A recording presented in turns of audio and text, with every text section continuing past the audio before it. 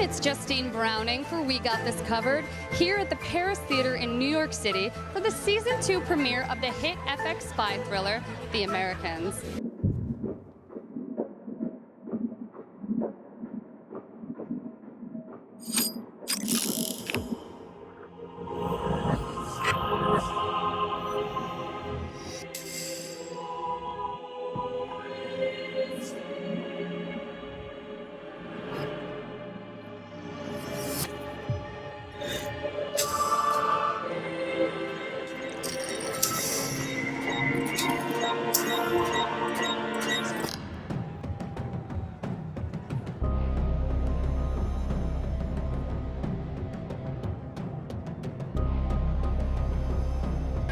People were pleasantly taken aback by just how convincing you've been as a killing, seducing Russian Viper woman. Did you surprise yourself? Every day that I make it through without dying laughing.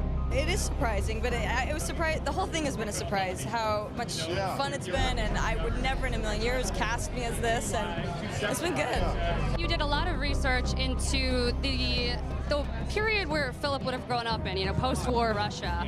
What about that time period stood out to you that maybe later informed the way you approached playing the role?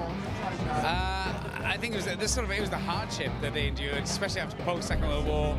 Socioeconomically, the food shortages, the poverty they dealt with. It was that I thought was a slight in for me as to Philip, as to who he was, as to why he enjoyed or why pursued and went after certain materialistic or more capitalist elements that were attractive in the United States.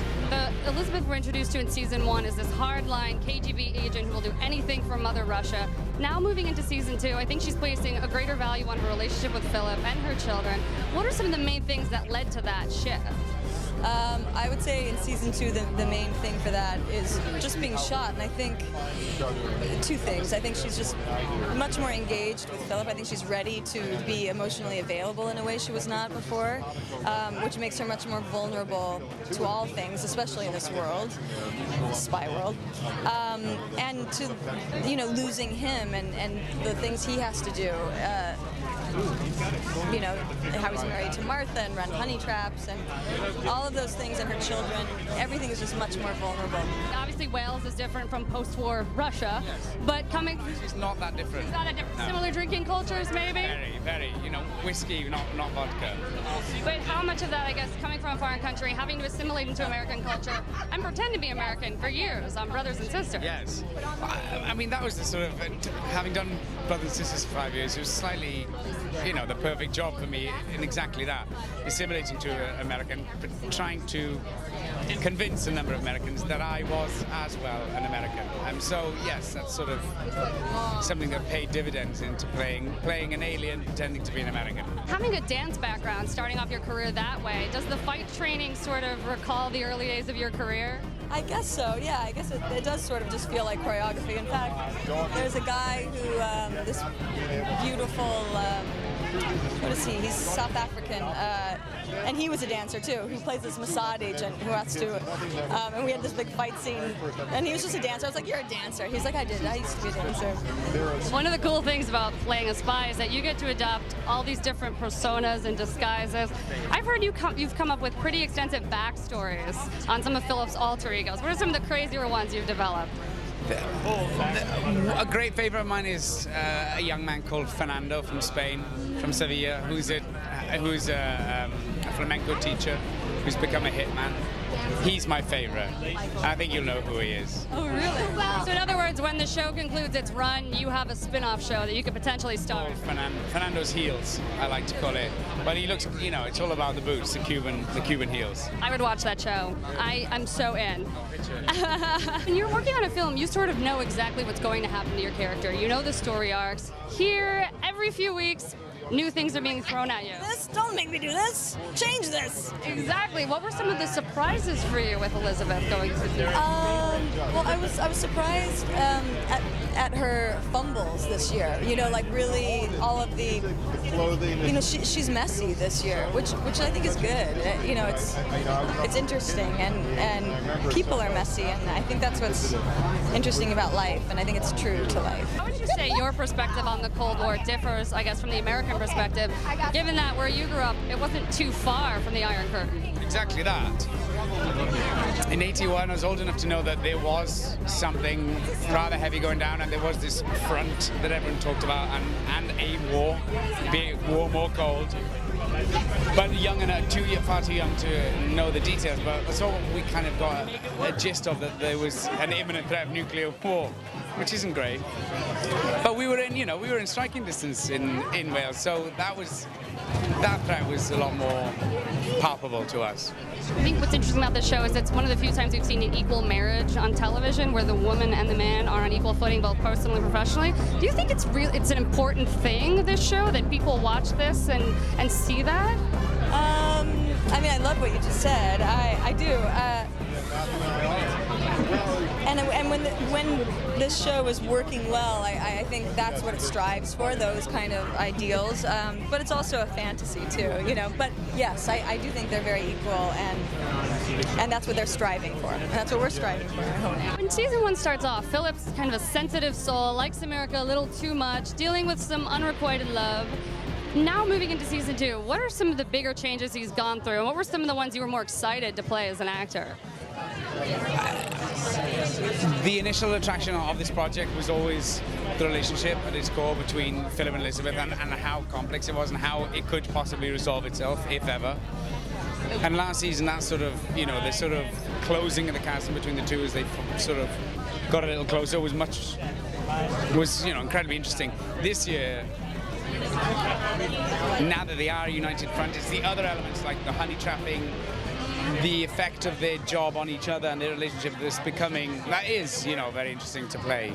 You were reluctant to take this role because you didn't want to be the man with the gun. Yeah. And as we know, Stan is so much more than that. Exactly.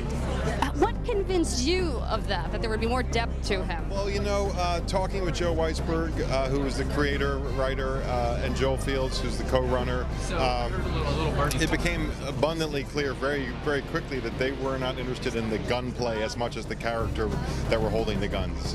So although there are badges and guns and all this wonderful spycraft and thrilling, hopefully action-y parts to the show, what holds our attention and what engages us are the characters and their complexity and their souls and their struggles inside of their jobs. And so as opposed to being a procedural, superficial, sort of topical, plot-driven show, it's what? Hello. Sorry, I just heard someone say I was cute, and it was Miss Keri Russell herself. You heard it here first. Keri Russell thinks he's cute. It's exclusive. Oh, with the curling hair. Thank you. Yeah. It really works on you. Thank you. Well, I think you're looking pretty gorgeous yourself. Thanks, Joe. Yeah. Come over to the Beeman's house sometime. I will. I make a great quiche. Spoiler, season 2 spoiler, Stan and Elizabeth. You never know. You never know. I'd watch that. Season 4. All right, you heard it here first. Season 4. Not only is it running till season 4, Stan and Elizabeth are having an affair. Yeah, a long way It would to go. make sense. She's a spy. You're FBI. Let's pitch this. Yeah. The writers are right there. Let's pitch. I pitch it every day. I mean, come on. What am I, crazy? You've had enough fun with the beautiful ladies. Come on. It's true. I've had a great fictional love life. It's pretty amazing. I think what's interesting is the backstory to Stan, that he was undercover as a white supremacist, which I think was something that was added a little bit later. Is that true? Yeah, that was not originally in the original conception of the pilot script, but in the middle of production on the first episode, we came up with that backstory, and it does lend a lot of interesting texture to the character. We just touched upon it so lightly, but it's funny because people really remember that, and it seems to be resonant in the character. And hopefully, we'll have a chance to explore some more of that backstory. Well, of course, the minute that was brought up in the pilot, it was like, that's going to come back. We know that's going to come back. I mean, do you have an understanding of what he went through since we don't? Oh. Yeah, I do. It's dark and dirty. Well, I'm sure they weren't like going to discos. No, it's a dark, dirty story, yeah. I think one of my favorite moments in season 1 is after Stan kills Vlad, he meets Philip in that hotel and has that emotional scene where he just pours his heart out. He's drunk. It's really important because it reels the audience back in where we could have lost Stan. You know, it's a tricky line to cross with all these characters. You know, they do some egregious things, some very, very offensive things, brutal, awful. But you know, hopefully we're connecting to. They're doing their job. That's not their choice. So hopefully you have a chance to connect to their insides a little bit and understand and have some compassion and realize that the world is not black and white. How are we gonna live like this? We'll get used to it. I'm gonna need your help to take out a surveillance team. Take out. We are children here. We feared this day would come, but this is something very different.